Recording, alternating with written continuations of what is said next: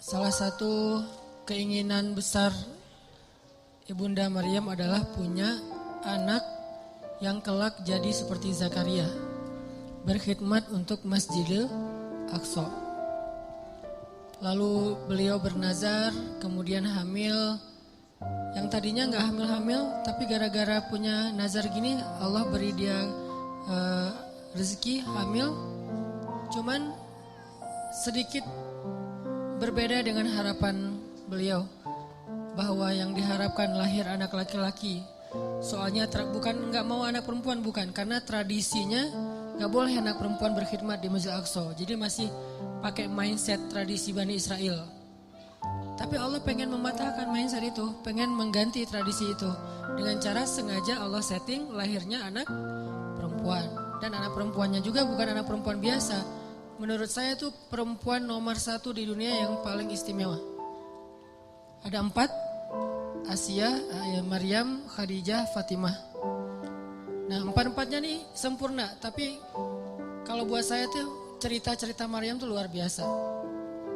Walaupun kita tidak mengecilkan sama sekali Khadijah dan Fatimah, dan itu luar biasa juga. Cuman kalau Maryam sampai nama surat Al-Quran jadi nama dia gitu kan ya. Kisahnya ada di surat Ali Imran, bapaknya juga jadi nama surat, saking istimewanya. Ini Allah setting kayak gitu, lahir anak perempuan, Maryam dari kecil udah solehah. Solehahnya tuh kayak gift, bakat, bukan solehah hasil didikan, tapi emang bakat. Kan ada orang yang bakat soleh, ada yang dididik jadi orang soleh. Kalau yang bakat soleh tuh keluarganya gak ada yang soleh, justru keluarganya soleh gara-gara dia lahir. Jadi setelah dia lahir berubahlah. Keluarganya ada yang kayak gitu kan, gift dari Allah ya. Mungkin doa-doa dari kakek buyut entah kesekian. Nah pas Maryam cukup umur, usia masih anak-anak juga tapi udah cukup umur, bukan lagi dalam asuhan. Maka Maryam dibawa ke Masjidil Aqsa. Awalnya ditentang sama rabi-rabi Yahudi yang ada di sana tuh ditentang. Karena ini menyelisihi tradisi mereka. Gimana wahai Zakaria kamu masukin anak perempuan? Ini aib buat kita, ini nggak boleh dan seterusnya. Akhirnya Zakaria meyakinkan mereka, membujuk mereka sampai Zakaria bikin SOP. Udah tenang aja, dia nggak akan ganggu kalian. Dia akan kita berikan mihrab sendiri. Dia nanti ada jadwal sendiri. Dia tidak akan ikut dengar taklim. Jadi ada taklim di masjid, cewek nggak boleh ikut. Kalau kita kan menyediakan cewek justru di atas kita ya, masya Allah ya. Saking mulianya cewek itu di atas, kita di bawah. Cuman nggak boleh lihat ke belakang ya. Doain aja yang di belakang, mudah-mudahan tahu akun kita. Jadi cewek-cewek pada di atas. Kalau di zaman dulu Bani Israel justru cewek itu nggak boleh ikut taklim loh. Kalau ada yang bilang Islam itu anti perempuan, kesetaraan gender, emansipasi segala macam, enggak. Justru Maryam itu nggak boleh ikut taklim para laki-laki. Mereka buat taklim tafsir Taurat, hadis-hadis Nabi Musa, kan dulu tuh ada tafsir, ada hadis juga ya. Tafsirnya kitab Taurat, hadisnya Nabi Musa, bahas sirah, bahas fikih. Itu semuanya buat cowok-cowok. Ceweknya gak boleh. Kalau Maryam dibolehin tinggal di sebuah mihrab, dengan syarat dia gak boleh ikut dengerin taklim. Dia murni cuma ngangkat-ngangkat air, naruh untuk orang berwudu, terus ngebersihin masjid pas orang udah pada bubar, gitu doang. Tapi subhanallah, banyak adegan ketika murid-murid yang cowok ini ujian, mereka nggak bisa jawab, Maryam bisa jawab. Karena Allah sendiri yang mendidik Maryam, bukan seorang ulama. Allah sendiri yang nge-treat Maryam. Jadi ilmu Maryam itu terkenal di antara mereka, sehingga diam-diam cowok-cowoknya malah banyak belajar kepada Maryam. Ini cara Allah mengganti tradisinya. Fataqabbalaha rabbuha biqabulin hasanin wa ambataha nabatan hasanan wa kaffalaha Zakaria. Diberikan tanggung jawab itu kepada Zakaria. Sampai suatu saat, ini Zakaria belum punya anak juga nih. Pengen banget punya anak, dan itu life goalsnya Zakaria. Pengen punya anak. Tapi belum kuat. Arti belum kuat, belum utuh. Udah kuat tapi belum utuh. Dari sisi mana utuhnya nanti kita bahas. Terus suatu hari Zakaria lagi mau nengok ngejenguk Maryam di dalam mihrab. Mihrab itu kayak ruangan kecil gitu. Tok-tok-tok, assalamualaikum, masuklah Zakaria. Tiba-tiba ngelihat Maryam lagi berzikir. Dan Maryam itu kalau zikir itu ngeri loh. Selain bekerja ngeberes-beresin masjid, sisanya ngapain? Zikir. Zikir terus, dan zikirnya itu lebih daripada orang tua yang udah soleh banget, ulama besar, lebih dari itu. Padahal anak SD loh, saking solehanya Maryam. Anak SD zikirnya ngalahin ulama-ulama, ketua ormas, founder ormas gitu yang keren-keren. Udah kalah lah pokoknya, Maryam banget tuh. Dia zikir, tidur sebentar, zikir lagi, zikir. Dan buat dia tuh zikir itu kayak kita main. Jadi banyak zikir dia teh. Tagline-nya bukan banyak main, banyak manfaat, gak jelas gitu kan. Banyak zikir tuh Maryam tuh. Subhanallah. Pas Zakaria masuk, ngelihat Maryam lagi berzikir, di sebelahnya ada buah-buahan dan segala macam yang nikmat-nikmat makanan. Dan itu bukan bawaan dari Zakaria. Zakaria kaget. Ya Maryam, anna laki hadza. Maryam, kamu dapat dari mana ini? Kata Zakaria. Kan Zakaria itu sayang banget sama Maryam, lebih dari anaknya sendiri. Sejak Maryam kehilangan ayahnya, jadi yatim, maka ayah Maryam itu adalah Zakaria. Ya seolah-olah anak sendiri buat Zakaria. Dan Zakaria itu sayang banget sama Maryam. Maryam, ini dari mana? Kata Zakaria. Huwa min indillah, kata Maryam. Ini dari Allah, wahai paman. Dan Allah yarzuqu may yasha'u bighairi hisab. Allah tuh kalau ngasih rezeki itu nggak pernah hitung-hitungan, gampang banget buat Allah, malah ceramah. Zakaria, oh iya benar, lanjutin ceramahnya. Tiba-tiba Maryam dapat 1 minute booster dan Zakaria tuh ngeklik banget tuh dengan 1 minute, nge-like banget lah pokoknya. Itu benar-benar booster buat Zakaria. Sejak saat itu Zakaria cemburu berat kepada Maryam. Coba teman-teman perhatikan ayat 38. Itu ayat cemburu berat tuh. Hunalika da'a Zakaria rabbah qala rabbi hab li min ladunka dzurriyyatan thayyibah innaka sami'ud du'a. Pada saat itulah Zakaria berdoa kepada Rabb-nya. Pada saat apa? Pada saat Zakaria ngelihat Maryam ini udah keren banget. Ada adegan sampai dikasih makan dari langit. Zakaria udah gak tahan lagi, pengen banget punya anak kayak gini nih.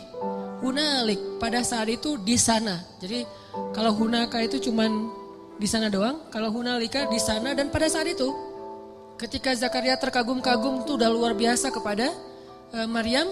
Hunalika da'a Zakaria rabbah. Saat itulah, di sanalah Zakaria langsung berdoa kepada Rabb-nya.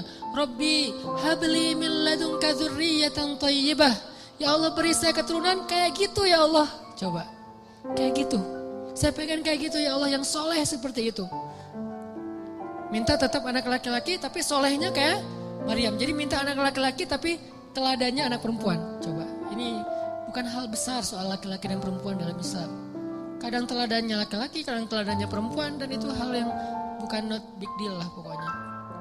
Ya Allah, beri saya anak laki-laki tapi sesoleh Maryam. Saya pengen banget kayak gitu tuh. Ini soleh luar biasa. Fataqabbal innaka sami'ud du'a. Akhirnya turunlah Jibril kepada Zakaria saat itu di ayat 39. Fanadathul malaikatu wa huwa qa'imun yusalli fil mihrab anna Allah yubashshiruka bi Yahya musaddiqan bi kalimatin min Allah wa sayyidan wa hasuran wa nabiyyan minas salihin. Salah satu di antara kelebihan Yahya yang disebutin di ayat 39 apa? Wa hasuran. Hasur. Apa itu hasur? Hasur itu sifat cowok yang kalau di cewek itu namanya Azra. Kan julukan Maryam itu Maryam Al-Azra. Apa arti Maryam Al-Azra? Saint Mary. Itu bahasa Inggris yang diambil dari bahasa Arab. Saint itu artinya suci. Jadi Azra itu suci. Suci dalam arti apa? Gak pernah disentuh oleh siapa-siapa. Walam yamsasni basyaru walam aku baghiya. Saya itu gak pernah disentuh laki-laki dan bukan perempuan yang murahan. Jadi Maryam itu saking terjaganya, dia gak kenal laki-laki kecuali 3 orang yang kenal dekat. 1, bapaknya Imran. 2, pamannya Zakaria. 3, anaknya Isa. Jadi kalau kita periksa di list kontak handphonenya Maryam, cowok itu cuma ada 3 loh. Sisanya semuanya cewek. Kalau kita kan 50-50 sih. Bahaya banget. Atau lebih parah lagi, cewek tapi namanya cowok. Ini modus. Kalau Maryam, list kontaknya tuh cuma 3 doang yang cowok. Yang sisanya cewek semua, saking terpeliharanya Maryam. Nah kalau perempuan namanya Azra, kalau laki-laki namanya Hasur. Arti Hasur itu laki-laki yang sangat terpelihara, terjaga banget. Gak pernah bisa digodain. Kalau Yusuf hampir kegoda, kalau Yahya gak bakalan sama sekali. Benar-benar terjaga. Sampai ada cewek yang jatuh cinta sama Yahya gitu kan. Setiap hari nge-like postingan Yahya, first like, komen kayak gitu. Yahya biasa-biasa aja gak di follow back sama Yahya. Lama-lama dia putus asa, vulgar gitu, nge-DM, follow back dong Yahya, gak di follow back. Akhirnya dia teriak-teriak, ya, minta tanda tangan, apa segala macam. Minta apa, kupluknya Yahya, minta topinya Yahya. Yahya mah gak diwaro sama Yahya, biasa-biasa aja. Lama-lama nih cewek patah hati. Karena dia patah hati, akhirnya dia nekat. Nekatnya apa? Dia minta hadiah ulang tahun ke bapaknya, kepala Yahya. Ini bahayanya cewek di zaman dulu ya. Untung kita gak hidup zaman itu. Kepedean. Siapa juga yang mau gitu. Itu ulang tahunnya si cewek, hadiahnya kepala Yahya dan diaminkan, dikabulin sama bapaknya penguasa gitu. Yahya lagi sujud, digorok kepala Nabi Yahya sama Bani Israel, diambil dan dihadiahkan ke raja. Nabi Yahya itu termasuk syuhada, salah satu nabi yang syahid. Sama kayak bapaknya juga syahid. Intinya mah Allah kasih persis kepada Zakaria anak kayak Maryam, cuman beda dia laki-laki, yang itu perempuan. Tapi sama, yang satu Azra, yang satu lagi Hasur. Wah, Hasuran itu asal usul dari istilah Hasur kalau kita baca tafsir. Ini artinya teman-teman apa? Life goalsnya istri Imran Allah wujudkan dengan cara keajaiban. Dari Maryam lahirlah Isa. Jadi akhirnya istri Imran bukan cuma punya anak satu, jadi punya 2 keturunan yang istimewa. Satu anaknya, kedua cucunya, dan dua-duanya keren banget. Isa. Dan Isa ini satu-satunya nabi yang ketika lahir tidak disentuh oleh, satu-satunya bayi yang ketika lahir tidak disentuh oleh jin. Yang lain disentuh, toel dikit Tapi kalau Isa gak berani toel. Dan 1 dari 3 bayi yang bisa ngomong waktu kecil. Dan ngomongnya itu bukan mama, bukan ceramah. Bayi umur masih dalam gendongan ibunya nih, masih berapa bulan gitu. Gak sampai berapa bulan lah, baru lahir banget. Itu bisa ceramah. Yang tadi saya baca pas rakaat kedua. Berkatalah bayi Isa, Inni abdullah ataniyal kitab wa ja'alani nabiyya wa ja'alani mubarakan aynama kuntu wa awsani bis salati waz zakah ma dumtu hayya wa barran bi walidati wa lam yaj'alni jabbaran shaqiyya wassalamu alayya yawma wulidtu wa yawma amut wa yawma ub'atsu hayya. Panjang gitu bayinya bisa ngomong. Masya Allah, luar biasa. Keturunan Imran. Himmah, life goalsnya siapa? Neneknya. Sampai bisa ngomong sepanjang itu, orang-orang Bani Israel pada kaget. Karena waktu itu Bani Israel kan mencegat Maryam di depan gerbang kota, gak boleh masuk karena dianggap aib. Seorang perempuan punya anak tapi gak punya suami, di luar nikah gitu. Padahal bukan di luar nikah, tanpa nikah kan. Gak punya suami emang. Dan gak punya pasangan, gak disentuh sama sekali oleh laki-laki, saking terpeliharanya Maryam. Mereka cegat, ya Maryam, laqad ji'ti syai'an fariya. Maryam, kamu bawa masalah, kamu bawa aib, kamu bawa kayak kesialan kepada kota kami, gak boleh masuk. Ya ukhta Harun, wahai Maryam, wahai saudara Harun, maka na abuki imra'asau. Kenapa kamu hina sekali sementara ayahmu orang mulia? Wa ma kanat ummuki baghiyya. Kenapa kamu perempuan gak terjaga sementara ibumu sangat terjaga? Dicela Maryam habis-habisan. Kata Allah pada Maryam, kalau kamu dicela, diam aja. Gak usah komen, gak usah balas, gak usah curhat-curhat di medsos. Diam aja. Ini nih nasihat Allah kepada Maryam nih. Jangan curhat di medsos. Fa imma tarayinna minal bashari ahadan faquli inni nadartu lirrahmani sawma falan ukallimal yawma insiya. Maryam, nanti kalau kamu di haters, jadi kan banyak haters di Bani Israel kan suka haters orang soleh gitu kan. Mereka nge-follow tuh bukan pengen dapat inspirasi, cuma haters doang.